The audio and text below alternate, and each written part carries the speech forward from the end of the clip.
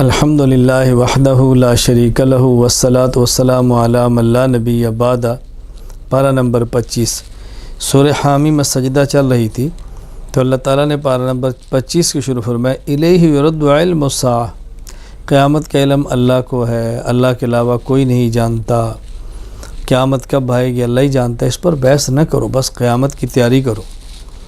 باقی انسان کی فطرت بیان کی ہے کہ انسان کی طبیعت کیا ہے، اچھی احوال آ جائیں تو اکڑتا ہے، اور اگر احوال نہ موافق آ جائیں اللہ کی طرف رجوع کرتا ہے۔ فرمایا انسان کی شان یہ نہیں ہے، اگر تکلیف میں رجوع اللہ کی طرف کرتا ہے تو خوشی آ جائے تو بھی اللہ کی طرف جانا چاہیے، اس لیے کہ ہر حالت کا مالک اللہ ہی ہے۔ بس یہ بات اللہ تعالیٰ نے ہمیں سمجھائی ہے۔ سورۃ الشورى، کیونکہ سورت میں فرمایا وَأَمْرُهُمْ شُورَى کہ ان کا معاملہ ہے کہ آپس میں مشورے کرتے ہیں، اس لیے سورت کا نام ہی سورۃ الشورى رکھ دیا گیا کہ اس میں شورا کا لفظ مشورہ کرنا ذکر کیا گیا ہے۔ اللہ تعالیٰ نے سورۃ الشورى میں یہ بات سمجھائی ہے۔ اللہ تعالیٰ نے قرآن کریم کو عربی زبان میں نازل فرمایا کہ قرآن کے جو پہلے مصداق اور مخاطب ہیں، قرآن کریم کے اولین مخاطب و عرب ہے، اس لیے عربی میں بات کی ہے۔ ایک اور موقع پر اللہ پاک نے فرمایا ما ارسلنا من رسول الا بلسان قومی، جو کسی نبی کی قوم کی زبان ہوتی ہے اللہ اس میں نبی کو وحی دیتے ہیں۔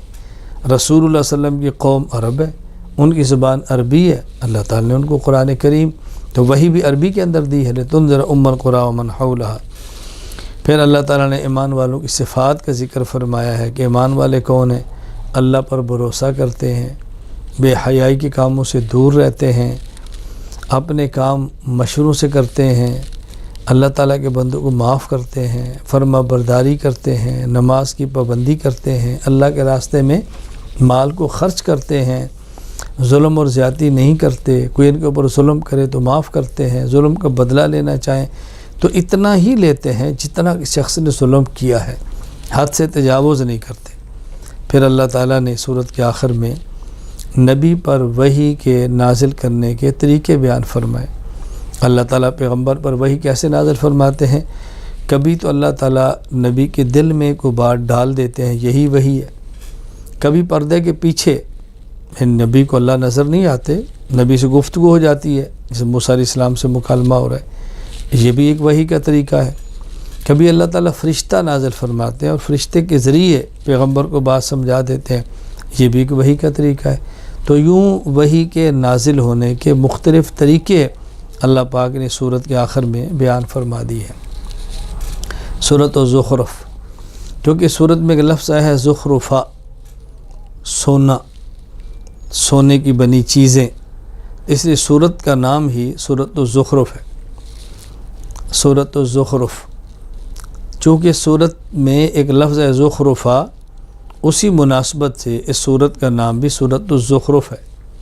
اس میں اللہ تعالیٰ نے یہ بات سمجھائی ہے کہ اللہ تعالیٰ اگر چاہتے تو ہر کافر کو چھت چاندی کی دیتے، سیڑھی چاندی کی دیتے، دروازے چاندی کے دیتے، جہاں مسندوں پر تکیے لگا کر بیٹھتے ہیں چاندی کی بنا دیتے اور سونے کی بنا دیتے۔ ایسا اس لیے نہیں کیا کہ پھر عام لوگ بڑی جلدی کفر قبول کر لیں گے۔ فرمایا اللہ کے ہاں تو اس چیز کی قیمت نہیں ہے دنیا کی، ورنہ اللہ چاہتے تو ہر کسی کو دے دیتے، لیکن ایک بار ہر بندہ کفر کی طرف جاتا تو اللہ تعالیٰ نے امتحان رکھنے کے لیے کسی کو دیا کسی کو نہیں دیا۔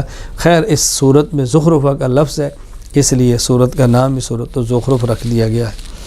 اللہ تعالیٰ نے اس صورت میں دلائل قدرت کو بیان فرمایا ہے، اور یہ اللہ تعالیٰ کا ایک طریقہ ہے کہ اکثر صورتوں میں توحید، پھر توحید پہ دلائل قدرت طاقت، اللہ تعالیٰ اس کو بار بار بیان فرماتے ہیں کہ تمام عقائد میں سے بنیادی عقیدہ ہی توحید ہے، اس لیے بار بار اس کا ذکر ہوتا ہے۔ ہر نبی سب سے پہلے توحید ہی کی بات کرتا ہے، اور توحید ہی سے انسان کے عقائد کا آغاز ہوتا ہے۔ پھر سفر کی دعا فرمائی سمجھائی ہے توحید کو بیان کرتے ہوئے، سبحان الذی سخر لنا ھذا وما كنا له مقرنین وإنا إلی ربنا لمنقلبون۔ یہ سواریاں اللہ نہ چاہتے تو کون مسخر کر سکتا تھا؟ آج کے دور میں جہاز دیکھو، باہری سفر دیکھو، بری سفر دیکھو، اور گھوڑے اور جیسے سرکش جانور بھی اللہ نے بندے کے مطیع فرما دی ہے. اللہ کی ذات کتنی پاک ہے. فرمایا اس کے ساتھ اس کا بھی اقرار کیا کہ جس طرح ہم منزل کی طرف جاتے ہیں، منزل سے واپس گھر آتے ہیں، اسی طرح ہم نے وطن اصلی لوٹ کر اپنے اللہ کے پاس ہی جانا ہے. اللہ ہمارا وطن اصلی جنت ہمیں عطا فرمائے اور اللہ اپنے کرم کے ساتھ ہمیں وطن اصلی میں عافیت کے ساتھ پہنچائے. مشرکین کہتے تھے ابراہیم علیہ السلام کے دین پر ہم ہیں، ہم ابراہیمی ہیں. اللہ نے تردید فرمائی کہ ایسی بات کرتے ہو تو موحد اعظم تھے، ان کا شرک سے کیا تعلق ہے؟ اس لیے شرک کرنے والوں کو حضرت ابراہیم کی طرف اب نسبت ہرگز نہیں کرنی چاہیے. پھر یہاں موسیٰ علیہ السلام کے قصے کا ذکر فرمایا ہے، بار بار اس کا ذکر آتا ہے، یہاں بھی آیا.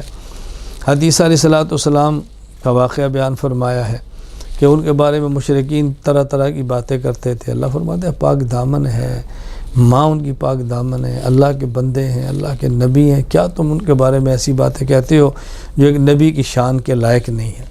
اللہ تعالیٰ نے سورت کے آخر میں اپنے پیغمبر کو بات فرمائی اور نبوت کے واسطے سے ہمیں سمجھائی. فاصفح عنہم وقل سلام، یہ ان کو بات سمجھاؤ اور نہیں سمجھتے درگزر کرو. بلا وجہ ضرورت سے بڑھ کر جدل چھوڑ دو. ان کو نہیں مانتے تو نہ مانیں، آپ کے ذمہ سمجھانا ہے. نہیں باز آتے فسوف یعلمون، ایک وقت آئے گا فسوف یعلمون، چل جائے گا پتہ. انجام بد کو دیکھیں گے، پھر روئیں گے، پھر چیخیں گے. تو پیغمبر آپ درگزر بھی فرمائیں اور سلام کیا کریں، ان سے جان چھوڑائیں اور ضرورت کی بات ان کو سمجھائیں. آج بھی اہل علم کی شان یہی ہے کہ دلائل سے بات سمجھائیں، درگزر کریں اور جاہلانہ طرز پر بات نہ کریں اور جاہلوں سے بس بات سمجھانے کے بعد کنارہ کش ہو جائیں. سورۃ الدخان، چونکہ سورت میں الدخان یوم یأتی الناس بدخان مبین، لفظ دخان جس کا ترجمہ دھواں ہے ذکر ہے، تو سورت کا نام ہی سورہ دخان ہے.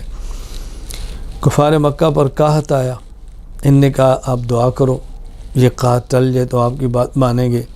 دعا کی گئی اور ظالم تھے، کہاں ماننے والے تھے. اتنی ان کو قحط کر سے بھوک لگی تو ان کو یوں محسوس ہوتا کہ جیسے دھواں ہے.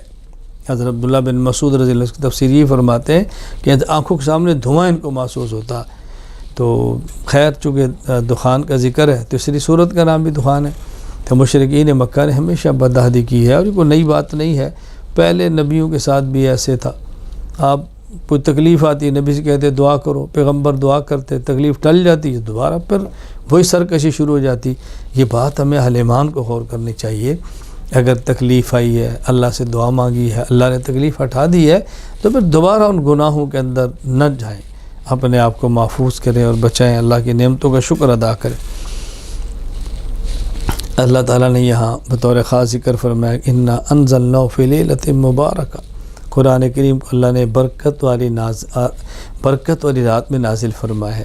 ایک ہے قرآن کریم کا لوح محفوظ سے آسمان دنیا پر آنا، پھر آسمان دنیا سے اپنے نبی پر آنا. لوح محفوظ سے آسمان دنیا پر تو لیلۃ القدر کو آ گیا، پھر اپنے پیغمبر پر اللہ پاک نے 23 سال کی عمر میں تھوڑا تھوڑا کر کے نازل فرمایا ہے. اللہ اکبر.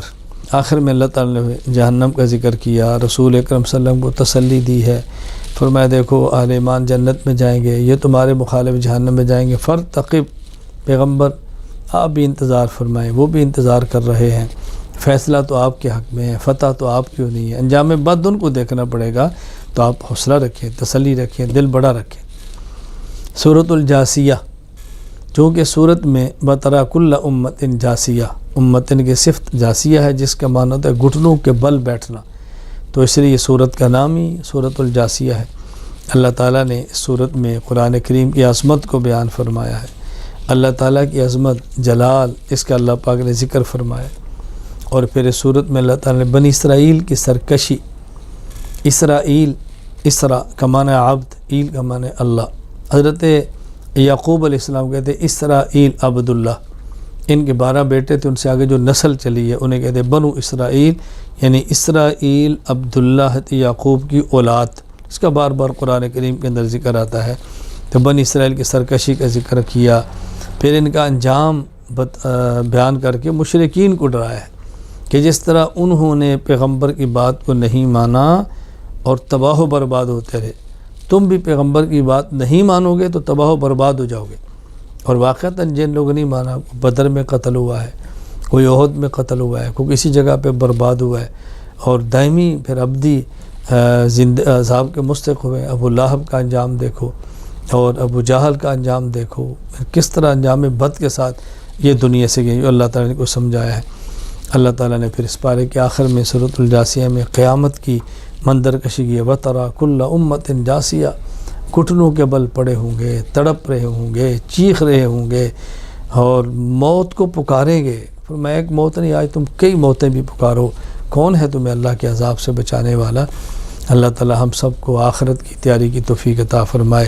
وآخر دعوانا ان الحمد للہ رب العالمین۔